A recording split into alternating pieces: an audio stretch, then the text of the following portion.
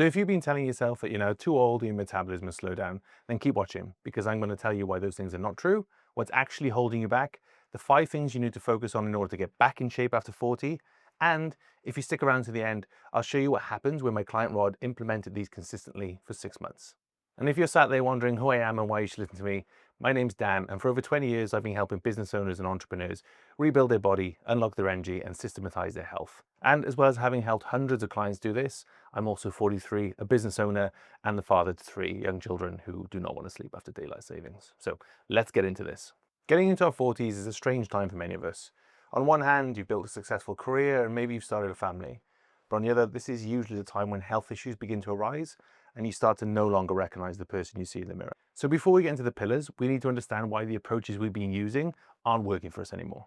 And there are 2 common problems that I see time and time again. And both of these happen right at the beginning of the process, which sets us up to fail. Problem number 1, radical acceptance. Who we are is a collection of stories that we tell ourselves about ourselves. And together these stories make up our identity. And each of these stories fits together like a piece from a jigsaw. And like actual jigsaws, they tend to get more complex as we get older. Now, when we decide that it's time to make a change, we usually cast our minds back to a time where we had the body and the health that we aspire to have again, so that we can use it as a template. And for most people, that was sometime in their mid-20s. And of course, life was simpler in our 20s before families and businesses and life commitments, which means that our jigsaw was simpler. And we have an uncanny ability to disregard the fact that we have less time, more stress, and don't get enough sleep, and we try and jam that template into our current jigsaw.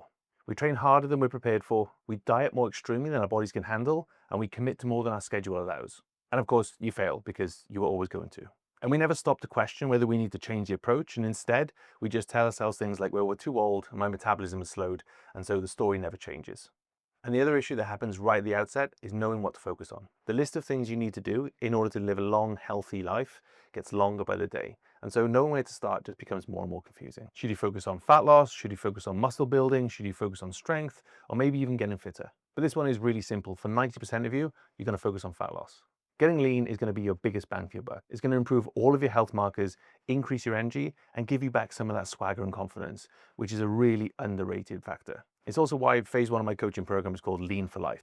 Now, we don't need to be shooting for bodybuilder stage levels of leanness, just getting down to a point where our body fat levels are no longer detrimental for our health. And for context, once we get over 40, those levels are going to be below 20 for men and below 30 for women. So now we know that we have to start from where we are, and the focus is going to be fat loss. So let's dive into the 5 pillars taken directly from my Lean for Life program.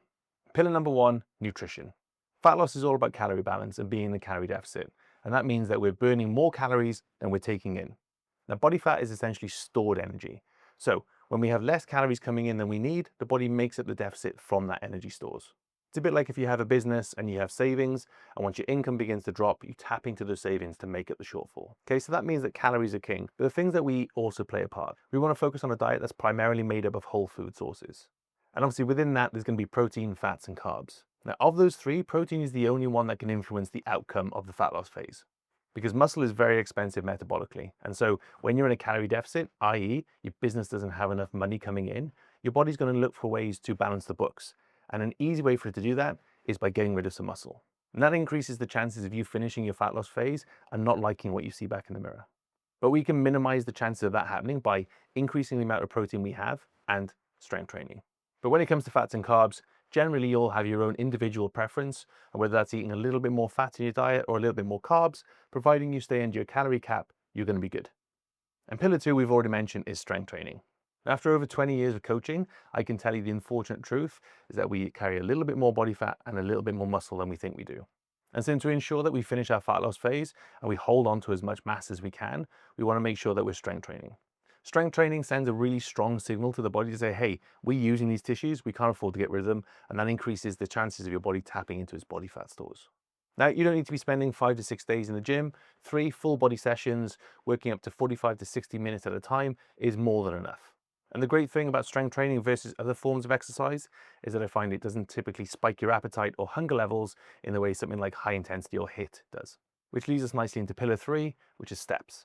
Now, when we're in a calorie deficit, it obviously means we're getting in less energy than the body wants. And subconsciously, the body will find ways to try and balance the books. You'll be less motivated to move, you'll fidget less, you'll use your hands less, those type of things. And you'd be surprised at just how many calories that can account for in a daily burn. So I like to use steps as a way to baseline that general movement and make it harder for the body to balance the books. Now, when it comes to the general health benefits of steps, they tend to tap out around 7,500 steps.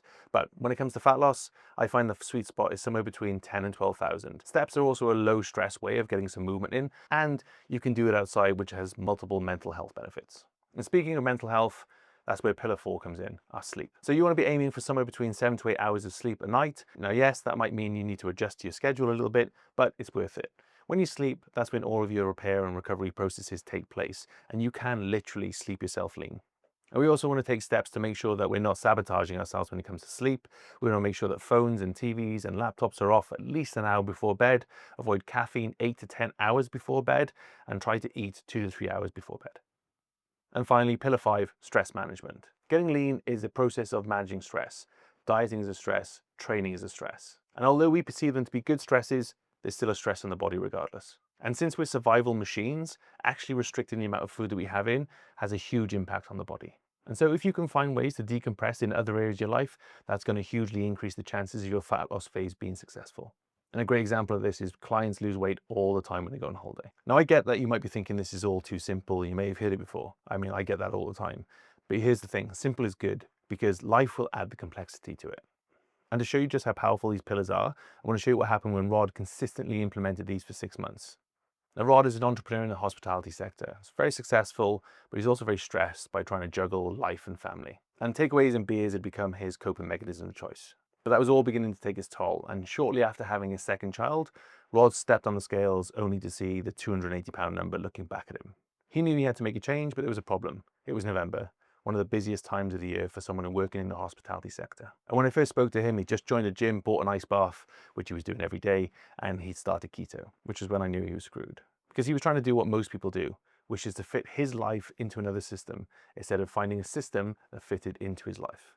So we got him started following the Built for Life and Fuel for Life systems, and 6 months later, Rod had dropped 50 pounds. He'd gone from a 40-inch waist down to a 34, a triple XL t-shirt down to a large, and the really cool thing was, he was drinking less, he was spending more time with his family, he became more active and more present as a father and a husband, which arguably means more than all of these numbers.